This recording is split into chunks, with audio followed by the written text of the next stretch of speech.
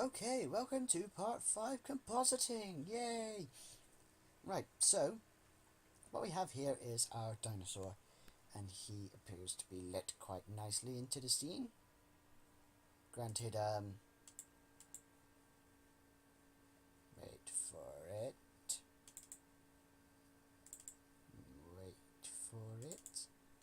Obviously, not as well as he could have been, but this still looks pretty damn good too. So, what I'm going to do is what we're going to do now is we're going to go into compositing.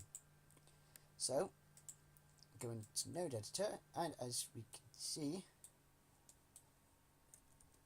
well, you would get a different setup to this if you hit the self tracking scene button, which I will do actually. Get rid of that because I didn't need it. Anything else I didn't need in here? Okay, well, this is cool. One of these can go.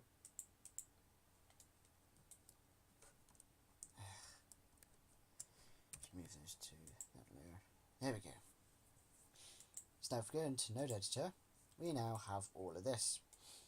Now for those of you that skipped the first two steps and didn't do this, I will start from scratch just for you. So A to select all those, X to delete them, and now we have nothing.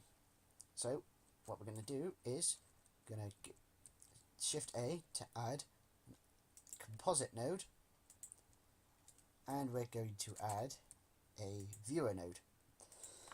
So now we can see the background image has disappeared because we've just added a new viewer. What we're going to do is we're going to add a render layer, which would be our dinosaur, and we're going to add a movie clip. Now for the purposes of this shot, we're going to focus on just these two. Now I will get into an advanced compositing, more advanced compositing tutorial, but for the time being, with the shot we have, type of shot we have, we're just going to use these two. So we are going to...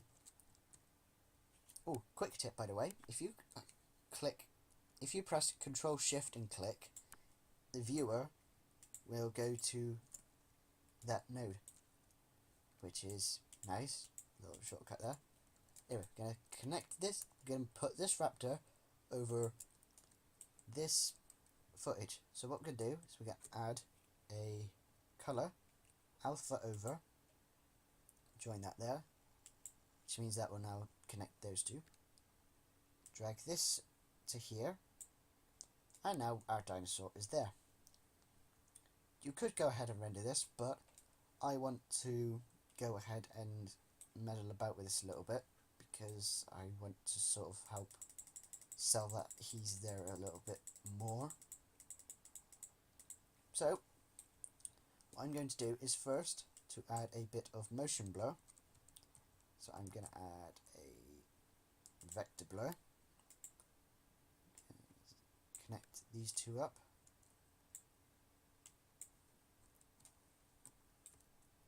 If I go to a shot thing where he's moving quite much, tell you what, I will go to 3D view and animate a bit of fast motion on him, just so you get the idea of what he's doing. So I'll just take that jawbone, like auto IQ, and move along like, I don't know, 10 frames. So now I don't know, he maybe saw a fit dinosaur. Okay, maybe he saw a fit dinosaur or something, I don't know. Oh Christ, look at that. Oh, all that's left is the bulging eyeballs, right? Anyway, I'm gonna go about halfway, render that out. And with our compositing done, we should get our blur on the jaw moving. If it will render. There we go, there's our dinosaur. And, right, okay, I know exactly what's happened here. Go back to node editor. What we didn't do is we didn't use a composite node. So now we've done that, we can actually go ahead and render this again. My bad, sorry. Now for this particular shot actually, because this is a mockumentary type film that we're doing this for, I'll put a link in the description. Because it's a mockumentary type thing, we thought it'd be funny to actually interview said dinosaur. So as we can see here, we got a bit of blur. Now I like that actually. Just turn that down a bit, 0.75 I think. Yeah, that'll do. So what I want to do now is to help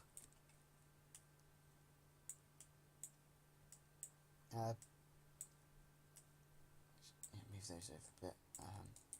What I'm going to do, I'm going to try something in a second. RGB curves. I'm going to use RGB curves to add a bit of contrast to him to help him sell into the scene a bit more.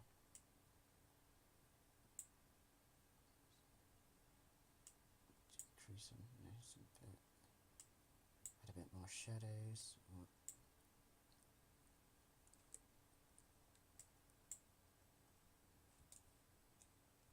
There we go. That looks nice, methinks. A bit more highlights.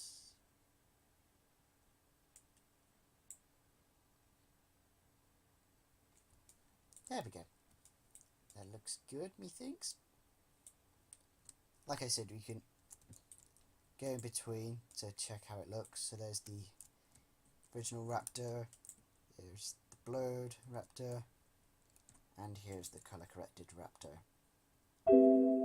Whoops, I need to plug in my charger. I'll do that in a second. Put him over our footage. Now what I'm doing here is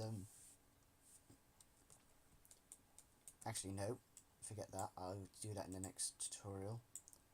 So now I want to bring the whole thing together to make sure he really looks like he's in the scene by adding a bit of color correction. So I'm going to add RGB curves, add a bit of contrast but bring the highlights up and the lows down a bit. There we go. So this is doing this to the whole image, because as we can see here, the whole image isn't as contrasted, and now it is.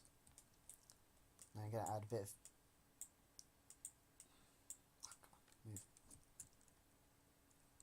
I'm going to add a colour balance. Now I'm going to add in a bit of blue in the background, only ever so slightly. Whoa, that's that's way too much.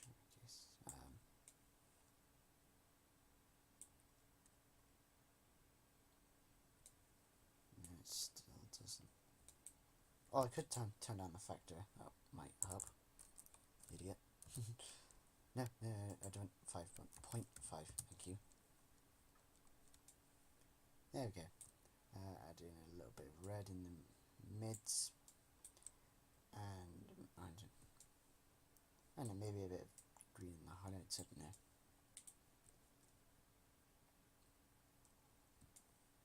Okay, so that looks decent. Just for the purposes of this being a tutorial and all, I'm going to just call that there. One thing it'd be nice to do is to go through and just connect this all to the compositing node so you can double check everything when you click there. Right, so at the moment this is our, I'll turn off the backdrop a second. This is our node setup.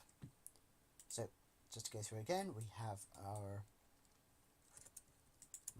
footage, we have our dinosaur, A few adjustments to the dinosaur, like our motion blur and our colour correction to make sure he fits in this scene a bit better. We have the putting him into the scene, and then the colour correction that comes afterwards. And that, I believe, is it. You can go ahead and put in your... I'm just going to put that there a second. Okay, I'm going to wrap this up quickly before my computer dies. If this is all you need, then congratulations, you have put a dinosaur in your film. So go ahead, set whatever settings you want there. I'm just going to leave that as default, and then I'm going to render animation. Lead first frame, and then I will leave you guys to it.